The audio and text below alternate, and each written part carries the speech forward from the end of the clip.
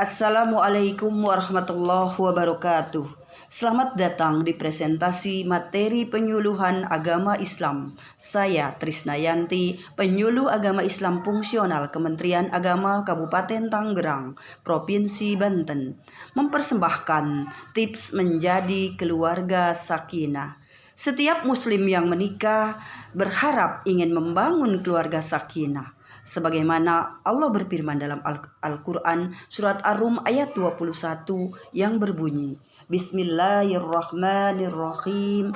Wa min ayatihi an khalaqalakum min anfusikum azwaja litaskunu ilaiha wa ja'ala bainakum mawaddatan wa rahmah. Inna fi dzalika laayati liqaumin yatafakkarun. Shadaqallahul azim. Artinya, dan di antara tanda-tanda kekuasaannya ialah Dia menciptakan untuk kalian pasangan dari jenis kalian sendiri, supaya kalian cenderung dan merasa tentram kepadanya, dan dijadikannya di antara kalian rasa kasih sayang. Sesungguhnya pada yang demikian itu benar-benar terdapat tanda-tanda bagi kaum yang berpikir. Untuk mencapai keluarga sakinah dibutuhkan pengetahuan. Apa sih makna keluarga sakinah? Kata sakinah disebutkan sebanyak 6 kali dalam Al-Quran, yaitu pada surat Al-Baqarah ayat 248, surat At-Taubah ayat 26, surat Al-Fat ayat 4, 18, dan 26. Ayat-ayat tersebut menjelaskan bahwa sakinah Allah Subhanahu wa Ta'ala datangkan ke dalam hati para nabi dan orang-orang yang beriman agar tabah dan tidak gentar menghadapi aneka masalah. Atas dasar makna ini, maka keluarga sakinah dapat dipahami sebagai keluarga yang tetap harmonis, tenang, meskipun ketika menghadapi masalah sebesar dan sebanyak. Di kesempatan ini saya akan mengenalkan tentang 4 pilar perkawinan yang bisa dijadikan pedoman untuk membentuk keluarga sakinah. 4 pilar tersebut adalah 1. Zawaj, artinya berpasangan. Setelah ijab kabul diikrarkan di depan penghulu, maka perubahan status pun terjadi. Yang tadinya haram menjadi halal, lajang menjadi berdua, aku menjadi kita, suami dan istri. Terjadi penyatuan yang dinamakan berpasangan atau zawaj. Semua yang mencakup ranahnya rumah tangga harus diketahui dan dijalankan. Apa yang menjadi kewajiban dan tanggung jawab hendaklah dilakukan bersama, saling melengkapi dan mengayomi satu sama lain. Sebagaimana Allah berfirman dalam surat Al-Baqarah ayat 187 yang berbunyi, Bismillahirrahmanirrahim. Hunna libasulakum wa antum libasulahunna. Mereka istrimu adalah pakaian bagi kalian dan kalian adalah pakaian bagi mereka. Tentu kita tahu bahwa pakaian mempunyai banyak fungsi. Yang pertama, mempunyai fungsi menutupi, bahwa suami istri harus menutupi aib atau kekurangan pasangan masing-masing. Yang kedua, saling melindungi. Yang ketiga, saling menghangatkan. Yang keempat, membuat orang yang memakainya tentunya menjadi menarik dan enak dipandang. Dan orang yang memakai pakaian akan menjadi terhormat dan dihargai. Begitupun dalam pergaulan suami istri, bagaimana kita bisa menerapkan yang namanya fungsi pakaian pada relasi hubungan suami istri agar semuanya terjalin dengan baik. Ayat ini memberi gambaran yang sangat bagus bagi suami istri agar terus memantaskan diri untuk kemaslahatan bersama. Pilar yang kedua adalah misakon golizon. Misakon golizon berarti janji kokoh. Janji adalah amanah yang harus selalu diingat dan dijalankan. Ketika pembacaan dalam sigot ta'liq diikrarkan, pengantin berkata, sesudah akad nikah saya berjanji dengan sesungguh hati. Janji itu diucapkan begitu hikmat, tidak saja di hadapan wali, saksi, dan penghulu, tapi di hadapan yang menciptakan kita, Allah Subhanahu wa Ta'ala. Hendaklah selalu diingat, dirawat, disiram, dan diberi pupuk dengan cinta dan kasih sayang dan perhatian juga kepercayaan. Dalam pernikahan, rintangan dan cobaan akan banyak ditemui, dan itu menjadi tantangan untuk selalu mengingat akan komitmen yang pernah disepakati. Ingat, pasanganmu adalah lahan pahala untukmu yang harus dikejar, bukan tempatmu memperbanyak dosa. Maka bersabarlah jika dia tidak sesuai harapanmu, dan pahamilah kekurangannya. Dengan begitu, engkau akan merasa nyaman.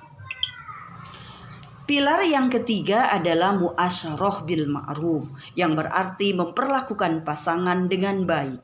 Setiap kita sebagai manusia selalu ingin diperlakukan dengan baik. Begitupun pasangan. Sudah menjadi kewajiban kita menjaga dan mengontrol sikap dan perbuatan kita agar selalu melakukan yang terbaik buat pasangan kita. Hindarilah perbuatan-perbuatan yang membuat dia tidak senang dengan kita.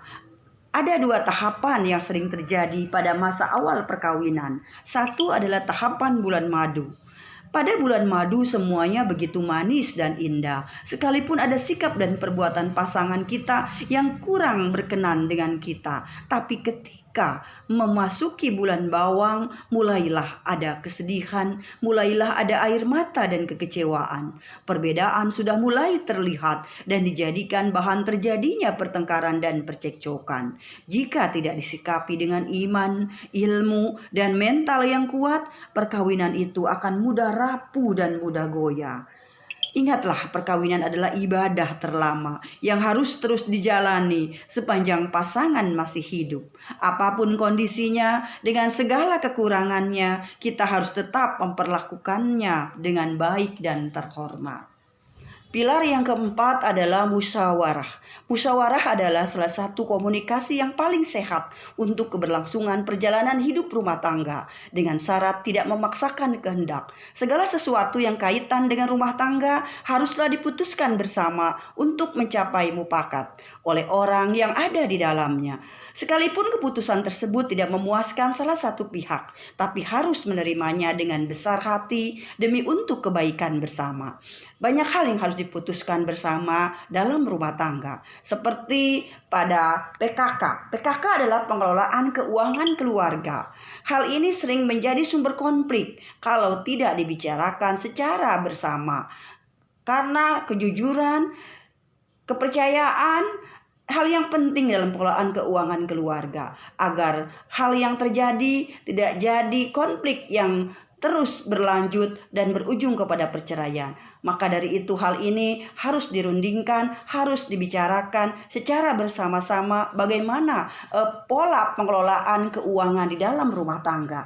Yang kedua ada tentang pendidikan. Bagaimana hal ini juga harus dibicarakan tentang pola asuh terhadap anak, memilih sekolah, dan juga tentang investasi. Investasi bagaimana kita harus memberikan tabungan untuk pendidikan anak, untuk membeli rumah, kendaraan, untuk melaksanakan ibadah sosial, dan lain-lainnya. Juga tentang kesehatan. Semua hal ini harus dibicarakan bersama karena kebersamaan dalam rumah tangga menjadi acuan untuk kebahagiaan bersama. Kesimpulan dari presentase ini bahwa membentuk keluarga sakinah harus menghadirkan 4 pilar perkawinan, selalu berpasangan atau zawaj. Kedua, memegang janji. Apapun kondisinya, tetaplah pegang janji itu dengan kokoh. Jangan teruslah berpegangan tangan dengan erat dan janganlah saling berlepas tangan. Yang ketiga, pergaulilah pasangan dengan baik bagaimanapun kondisinya. Dan yang keempat, mengambillah sebagai apapun keputusan dengan musyawarah, dengan kebersamaan. Itu indah pada akhirnya. Semua ini dapat diimplementasikan pada mawadah, yang artinya cinta, dan warohmah artinya kasih sayang. Maka ketika hal kedua itu diterapkan, akan hadir yang namanya sakinah, sebuah ketenangan, yakni perasaan cinta yang melahirkan keinginan untuk membahagiakan dirinya sendiri sekaligus pasangannya dalam suka dan duka. Lakukanlah dengan tulus karena Allah Subhanahu wa Ta'ala, sehingga keluarga sakinah dapat diraih. Pasanganmu adalah rezekimu, pilihan adalah takdirmu. Maka janganlah memandang selain milikmu dan janganlah membanding-bandingkan yang bukan milikmu. Semoga bermanfaat. Demikian dan terima kasih. Wassalamualaikum warahmatullahi wabarakatuh.